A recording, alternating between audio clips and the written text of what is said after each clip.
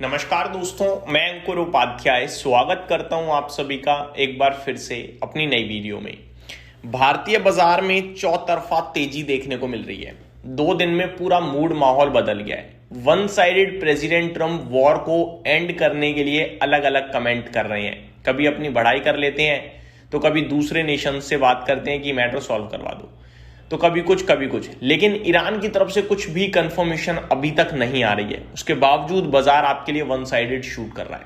कच्चा तेल जो समस्या का विषय बना हुआ था वो अब $100 के भी नीचे आ चुका है। इन सब में कुछ भी नहीं हुआ। इन सब में हुआ तो सिर्फ एक रिटेल इन्वेस्टर का लॉस, वो भी उसका जो डर कर बेचकर चला गया।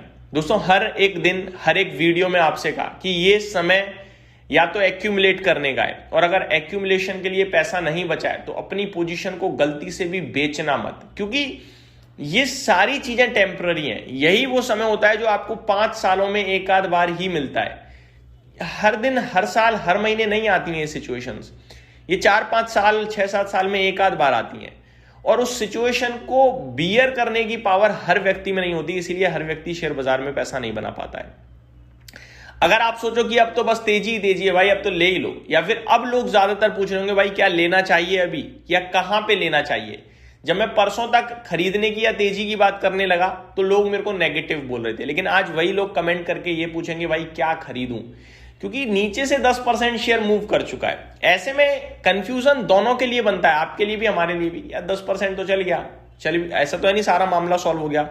कल एक नेगेटिव कमेंट आ जाए ईरान या प्रेसिडेंट ट्रम्प की तरफ से तो ये जो 10% चला है यही गिरेगा सबसे पहले। फिर आपको ये लगेगा यार मैं तो फंस गया, ट्रैप हो गया, अब क्या करें। फिर आप होल्ड भी नहीं कर पाओगे। तो वो भाव तो बहुत ही अट्रैक्टिव हो गया था। वहां से मोटा मोटी लेवल पे एवरेज, ऑन एन एवरेज दिग्गज स्मॉल कैप मिड कैप 7% से ज्यादा चल चुके हैं ऑन एन एवरेज।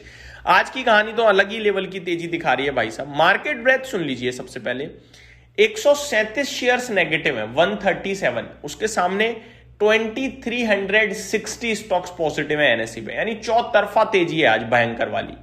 ये सब तब है जब एफआईआईज लगातार बेच रहे हैं। बिल्कुल सपोर्ट नहीं है एफआईआईज का, लेकिन उसके बावजूद भारतीय बाजार अब नहीं गिर रहा। एक्चुअली में भारतीय बाजार में कहीं पूरी दुनिया के बाजार की बात करनी चाहिए हमें।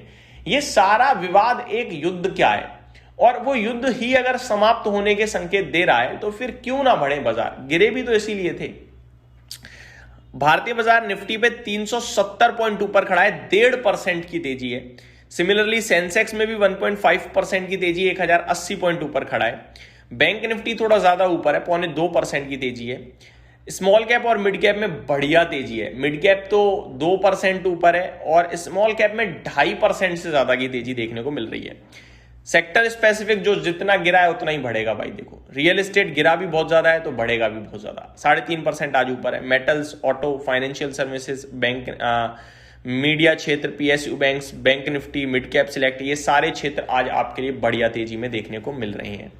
थोड़ा सा स्टॉक स्पेसिफिक बात करते हैं। पीसीबीएल 15% ऊपर, सम्मान कैपिटल 11% की तेजी दिखा रहा है, यहाँ पे न्यूज भी है। वॉकहार्ट फार्मा 0.8% ऊपर है। रिलायंस पावर, डीबी रियलिटी में भी तेजी बड़ी देखने को मिल रही है। गिरावट हो रही है वन सोर्स सॉल्यूशन में, मेट्रोपोलिस में, ओआईएल, एल्काइल अमाइन और यूनाइटेड स्पिरिट्स। ये थोड़ा शॉकिंग है क्योंकि आरसीबी बिक गई है दोस्तों। आईपीएल की जो रॉयल चैलेंजर बेंगलोर है उस कल वो बिक गई है, खबर ही आई है, और जिसके चलते यूनाइटेड स्पिरिट्स का शेयर ऊपर जाना चाहिए था, लेकिन ये नीचे आता हुआ दिख रहा है। ये थोड़ा सा शॉकिंग टाइप है। निफ्टी की बात करें दोस्तों तो 48 स्टॉक्स पॉजिटिव है। एक Max health care flat to negative है, कभी भी पॉजिटिव हो सकता है। तो एकमात्र स्टॉक नेगेटिव आज वो है टेक महिंद्रा, जहां पे 1.25% की गिरावट है। टॉप गेनर में श्रीराम फाइनेंस, ट्रेंट जो कि कल ही आपसे कहा था मैंने, Adani enterprises, Adani ports, Grasim, LNT, UltraTech cement दोबारा 11,000 हो गया है दोस्तों। तो ये कुछ स्टॉक्स हैं जो आज कमाल की तेजी में आपको देखने को मिल रहे हैं, वो भी दिग्गजों से। अब थोड़ा ग्लोबल मार्केट्स की तरफ चलते हैं और कमोडिटीज की तरफ चलते हैं।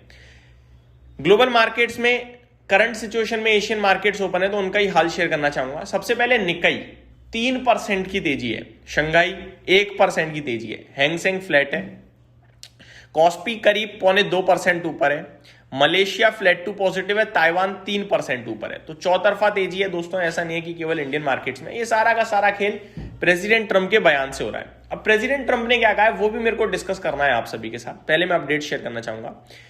ब्रेंट क्रूड इस समय 5% नीचे $99 प्रति बैरल पे ट्रेड कर रहा है।